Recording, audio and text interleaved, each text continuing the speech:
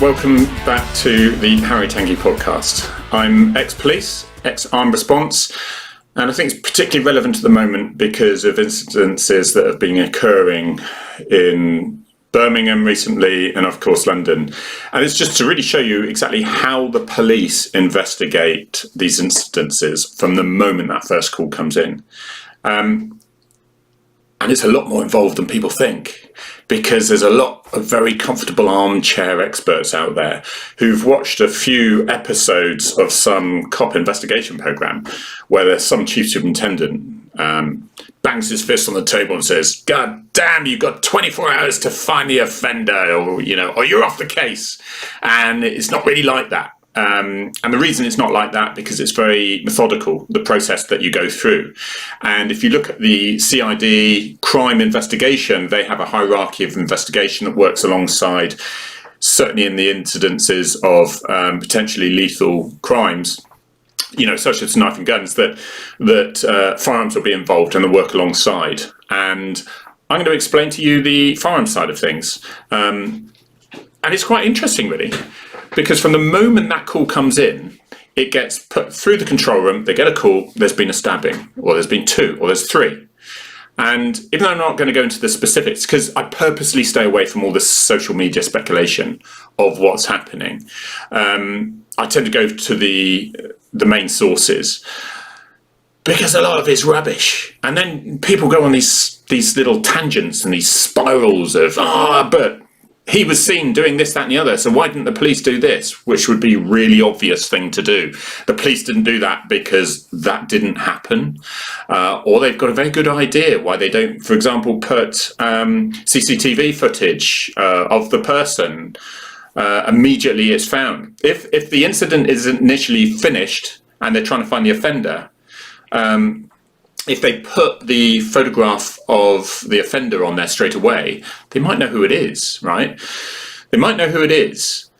And therefore they're going to his place and they don't want to tip him off that they're onto him. But if he knows that the police are after him, he's not going to go to his mate's house because he'll know the police are going to go to his mate's house. So if they don't know who he is, then there's a very good chance that in the next half an hour they probably will know who he is through the investigations they're doing. And to let it out to the wider public is, I find in experience, it takes longer, and it creates even more armchair experts. And you could have a gang member, for example, who's been involved in a shooting. If you put the gang member's face on there, the other gang know who it is, and they go after him, and vice versa and vice versa. Well, you get tit for tat anyway. But if you take the main offender out of the loop and he's arrested and away, that could calm things down. So there's various reasons for that. So just leave it to the experts. And I say the experts because there's a lot of training and a lot of experience involved. You don't just think, I fancy investigating crime. I fancy carrying a gun. Hey, let's go and do this job and see what we can do. So first of all, right, the phone call comes in. It goes to the force incident manager. Different names in different areas, but that's the guy or girl who is in my force, which I left in April after 30 years on frontline, 25 years on firearms, as a Farms Tactics Advisor, Farms Operational Commander, and an ARV officer, Armed Response Vehicle Officer. And so the information and intelligence is brought in, and they get as much as they can. Let's find out what's going on. If it's ongoing, they chuck the armed response out there, because nothing's more dangerous than not enough information, because it could be anything, right? But if you have a bit more information, and it reduces the threat level because suddenly things are not so concerning, then okay, then you can deal with it in another way. So you've got that information intelligence, you're chucking it into the intel cells so they can find out more information, and you're trying to find out as much as you can about the victim, first of all, because that's priority, the medical side of things. Get the ambulances there safely and get them treated. How many victims are there? What's the location of the incident? How many incidences, how many scenes are there? It could be spread out over the place. Who's the subject now? That's the important one, isn't it? What's the identity of the subject? And you could actually then, do we know the identity? But then do we know their capability? And we know their intent? If we know who they are and we know they're a gang member and we know they've been involved in violent crime before, or they might not be a gang crime member. They might just have previous convictions for GBH with intent. Then we know their capability is there. But if they have absolutely no way to get access to a gun, and they say, "Oh, I'm going to shoot you," and they've got no previous convictions, and they're really, really young, and they're just gobbing off mainly, we think their capability is probably less. But then what's their intent? What is their intent? And do we know their intent? Have they written it out, signed it, or have they said, right, this is what I'm going to do? Is it a terrorist who's told what their intent is? Or do we have someone running around with a gun and we don't know what their intent is? Is it mental health? Is it for a specific reason? Are they going to rob a bank? We just don't know. Okay, so identification, capability, intent. All right, and then of course we got to sort out the fact and the assumption. So do we know that that's the case, or are we assuming it because somebody said it? Okay, so how can we check that? How can we test that information? And what's the threat level? And it's not the threat level of the incident. So say there's been a stabbing in a nightclub or a stabbing in the street and there's 1 to 5 victims. The threat level is, what's the threat level? Yes, the incident is high, you could say, but that's not very helpful. What's the threat level to the victim? Right, it's very high at the moment. If we know the offender's run away and it's a minor injury, it might be a medium threat level to the victim now because the threat, because the offender's run away. But what about the public around that person right now? Well, that could be high, because if it's random, that could be high. Okay, what about associates of the victim? Are they known by the offender? And of course, to unarmed police officers going to the area, what's their threat level? Now, we can reduce that threat level if we warn people about the police officers, the unarmed police officers, to attend, observe, report back, keep innocent members of the public away from the scene, that side of things. We can reduce it so they don't just run into the scene of carnage and get killed themselves. But often, I always, as a firearms tactics advisor, I always said the public would expect police officers, unarmed police officers, just jabobby on the beat, to at least have the same risk as the public. And they can go in there and then assist, because sometimes policing is dangerous. That's a term I've used a few times now. Okay, and what are your powers and policies? So what's the law? What are we actually nicking them for? Is it for, being in possession of a firearm with intent to cause fear of unlawful violence? Or is it to attempted murder? Is it? But then what's the powers of entry we have? What is the, to remind people of the use of force that they're requiring, that side of things? And then options and contingencies. Okay, so what are our options available? Where are they? In the busy city area, we've got to think of other members of the public, hostage takers, and all right, it's and contingency. So what if they get into a car? Right. Have we got facilities to deal with the car? Let's get ARVs there. Let's get Stinger available. Let's, if we know where the car is, let's make sure he doesn't get to it. Let's deal with it beforehand. That side of things. And then let's take action and review. And the take action can be decisive action. And it might be you just want to wait. Let's wait. It's safe to wait and wait until more information comes in.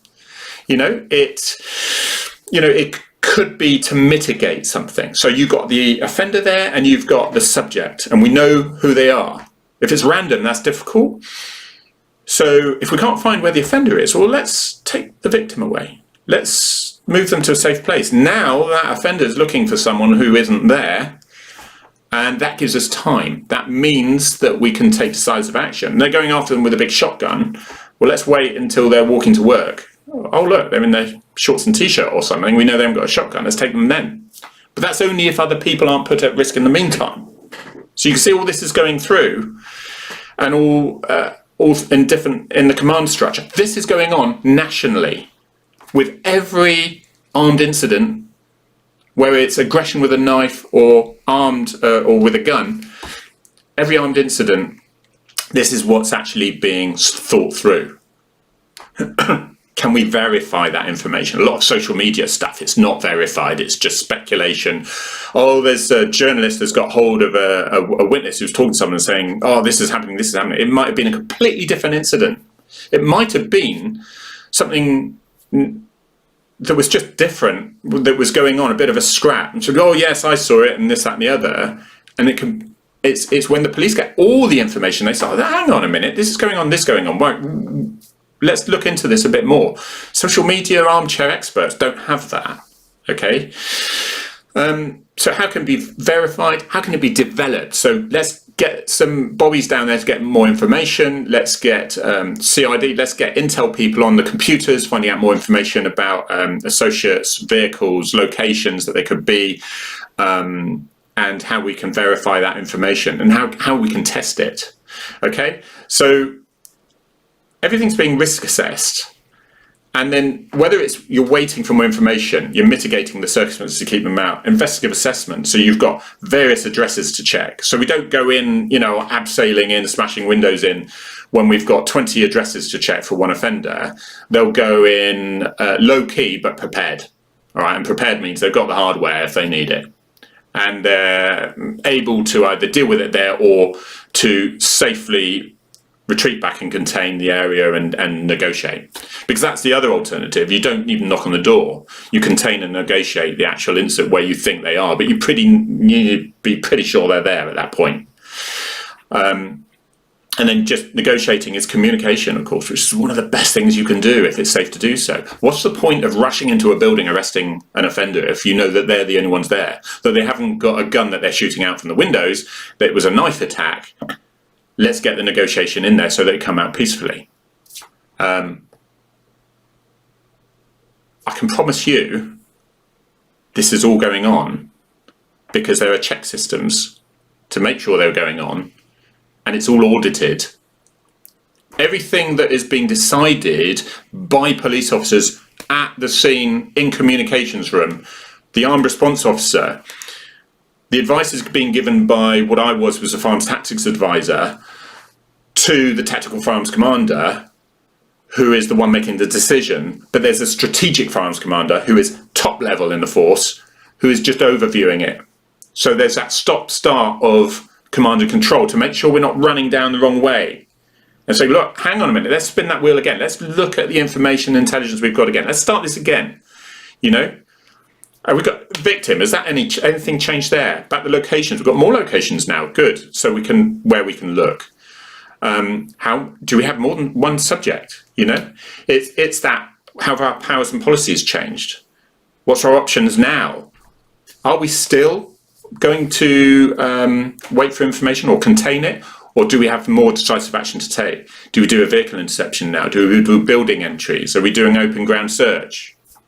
All this time, the threat assessment there. Hang on a minute, let's look at the threat assessment. The public next to this person, are we risking too much to arrest the person at the expense of the safety of the public? That won't happen. We can't allow that to happen.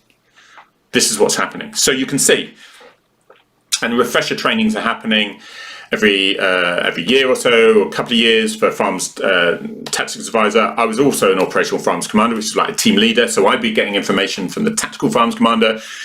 I would be then saying, right, this is what they intend. We've got to go and do a job on this house or this vehicle, and I would, as an operational Firearms Commander, would make sure that happened. Now, I'm not giving any secrets away. I'm not telling you our tactics or anything like that. This is all public availability on public. But when you get someone in their comfortable armchair, having a snippet of information from, say, the media, who might be well-meaning and whatever, or a witness who might be well-meaning, but the witness has just got it wrong. They regularly do. It's not because they intend to, but they regularly do. I feel like saying, shut up, Would you like me to walk into your job as a roofer and start telling you how to put the tiles on? Because it probably would look better, but damn well it's not the right way to do it because it's not a very strong way of doing it. To be a plumber, to be an insurance broker, to be a bank manager and walk into your office telling you this, that and the other.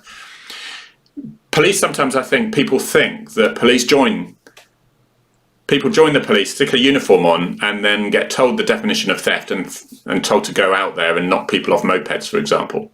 It just doesn't happen. If I could add the months of training and refresher training I've had over in 30 years to make sure I'm tip-top, up-to-date and up to standard, you probably wouldn't believe it.